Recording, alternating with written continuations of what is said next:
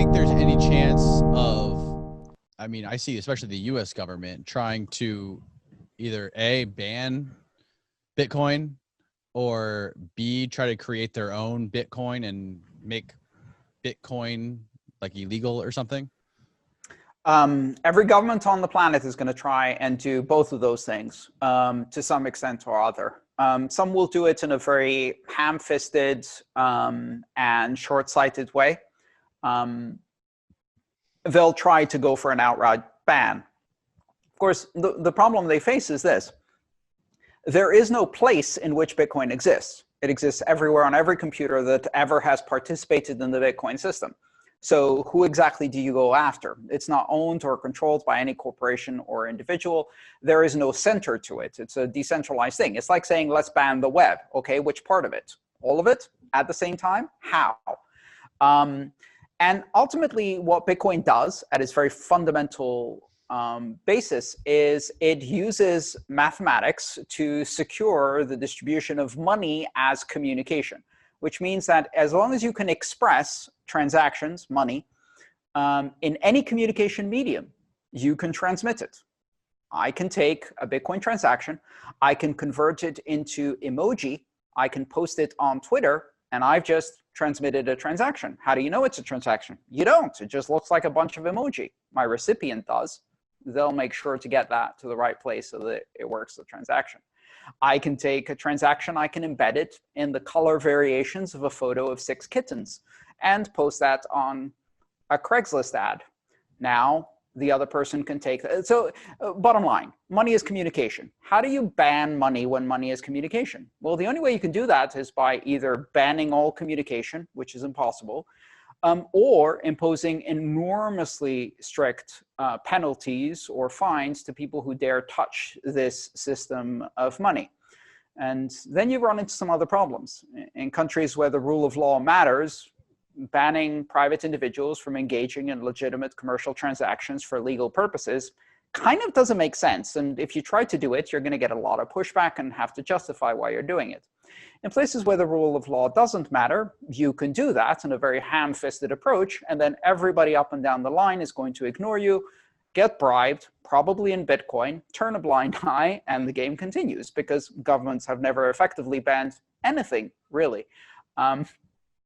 They try, but saying it in the law and actually making it happen on the ground, two different things, especially when what you're talking about is, for many people, the difference between feeding their family next month or not. How much risk are they willing to take?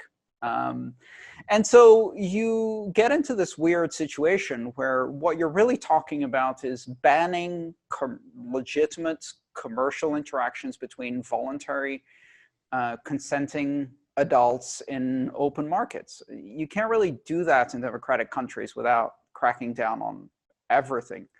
So more likely, sophisticated governments are going to try indirect approaches. The first and obvious one is propaganda. Bitcoin is only used by terrorists, criminals, pedophiles, and pornographers, as I'm sure you've heard. The problem with that narrative, of course, is every now and then you meet a hairdresser or a dentist who uses Bitcoin, and they don't look like a terrorist pornographer. So at that point, that creates some cognitive dissonance. Then you find out that refugees in Venezuela are using it to fight the regime and escape from a dictatorship. More cognitive dissonance, et cetera, et cetera. So propaganda has been the first measure. Every time they say, you know, money laundering happens through Bitcoin, like, well, actually, it happens through Deutsche Bank and Goldman Sachs. But, you know, as you've said in your reports, where you keep catching them and doing nothing about it, these propaganda techniques are largely failing to stop Bitcoin. Another approach is to make a tangle of taxation around it, or to make it very difficult to acquire or exchange from national currency or to national currency. Of course, the problem with that is if you cut off the on-ramps and the off-ramps, people just stay in the economy. So, okay, you stop me from converting dollars into Bitcoin. So what I do is I ask to get paid in Bitcoin, and I pay other people in Bitcoin directly without converting it back to dollars. So now you've encouraged me to stay in the economy. It's kind of like if you build a wall on the southern border, the migrant workers who used to leave every season because they could come back the next season instead stay because they don't know if they can come back anymore. Right. There's this finicky thing called unintended consequences, and Bitcoin is a whole bundle of unintended consequences. So anyway, I think the more likely thing is governments will try to compete by building things that they pretend are kind of like Bitcoin, forms of digital currency that are managed by the Federal Reserve or other central banks. In the industry, we call these CBDCs, which stands for central bank digital currencies. They're basically a neutered, half-assed attempt to copy Bitcoin that has none of the characteristics of Bitcoin. It's not open, it's not borderless, it's not censorship resistant, it's not surveillance proof, it's not neutral to transactions, you can't join it without being vetted, etc. So it's taken away all of the interesting things. It's kind of like AOL and CompuServe tried to do with the internet. It's like, oh, you like the internet? Well, here's our version. It's proper and curated and safe and boring.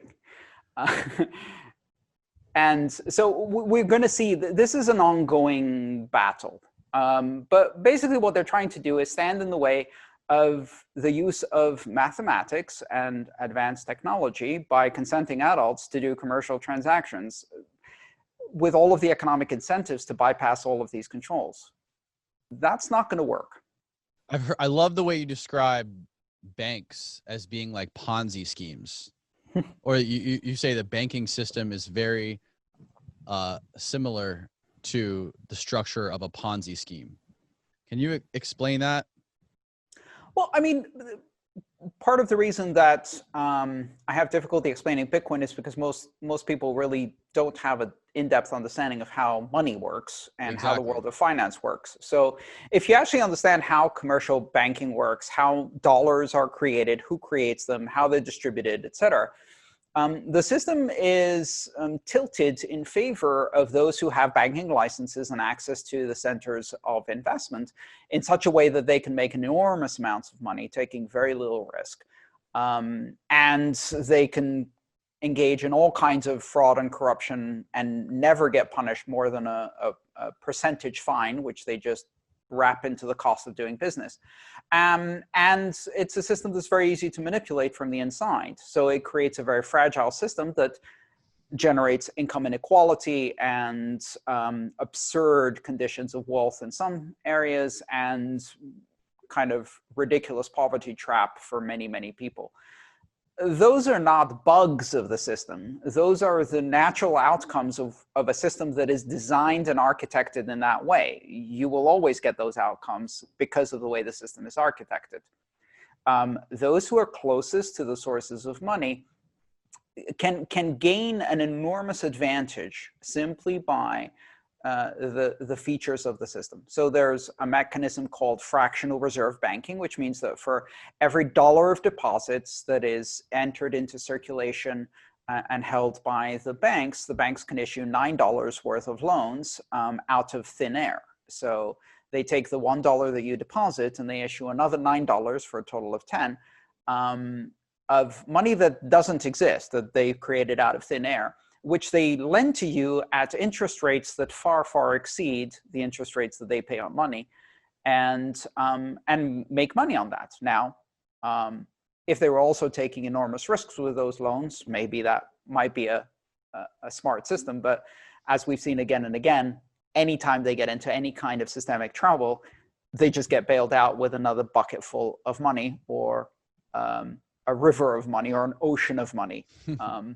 And so this is a system that will continuously transfer value from savers, investors, and the poor in the form of inflation and fees to those who are at the center of the investment system.